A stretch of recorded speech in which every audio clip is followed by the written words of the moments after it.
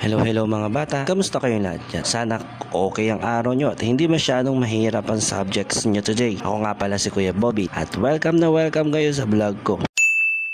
Ngayon, nandito tayo sa school dahil nagbebenta tayo ng sundot. Simple lang to ha, hindi makulay, walang arte, pero swak sa baon at sapat sa merienda. Kung bago ka sa channel ko, salamat sa pag-click. Kung lagi kang nanonood, salamat sa suporta nyo. Tara, samahan nyo ako ngayong araw. Mga bata, alam nyo ba na ang sundot ay isa sa mga pinakasimpleng merienda sa Pilipinas. Matagal na itong binibenta sa mga eskwelahan. Hindi siya sosyal, hindi siya mahal, pero nagagampanan niya ang trabaho niya, pangtawid gutom. Minsan hindi kailangan bongga ang pagkain. Ang mahalaga, may laman ng tiyan para makapag-isip ng maayos sa klase. May mga batang bumibili dito, unang tanong agad, "Kuya, ilan ka siya sa baon ko?" Sabi ko, "Ikaw mag-compute, may math ka naman."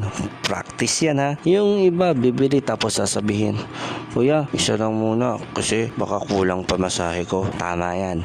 Mas okay na kulang sa sundot kesa kulang sa pamasahe. Mga bata, paalala lang ha, kapag kumakain kayo ng kahit anong merienda, maghugas ng kamay, huwag magmadali, huwag magkalat. Yung stick o balot, itapon sa tamang basurahan. Maliit na disiplina lang yan, pero malaking tulong sa kalinisan ng school. May bata minsan sabi, "Kuya, bukas ulit ako bibili ha." Sabi ko, "Sige, basta pumasok ka." May iba naman, "Kuya, wala na akong baon." Sabi ko, importante, busog ka sa aral. Okay lang yan, biruan lang tayo dito. Pero may konting paalala lagi. Mga bata, gusto ko lang ipaalala sa inyo, ang baon nyo ay pinaghirapan ng magulang nyo. Hindi basta lumalabas ang pera, pinagtatrabahuhan yan. Kaya gamitin natin sa tama, matutong magtipid, matutong mag-isip bago gumastos. Ang batang marunong humawak ng pera, paglaki niyan, marunong humawak ng buhay. Gusto ko rin sabihin sa inyo mga bata, walang maliit na trabaho. Ang pagbebenta ng sundot ay marangal. Hindi nanlalamang, hindi nanlilinlang, pinaghihirapan bawat kita. Kahit simpleng hanap buhay, kapag tapat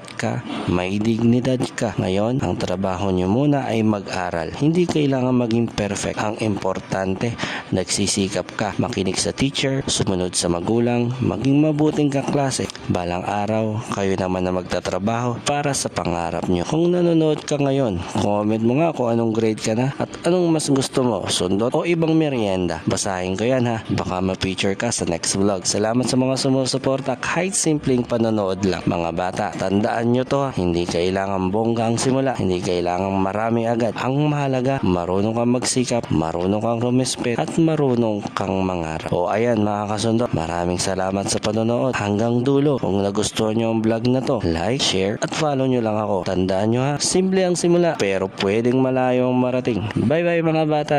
Shoutout sa mama ko.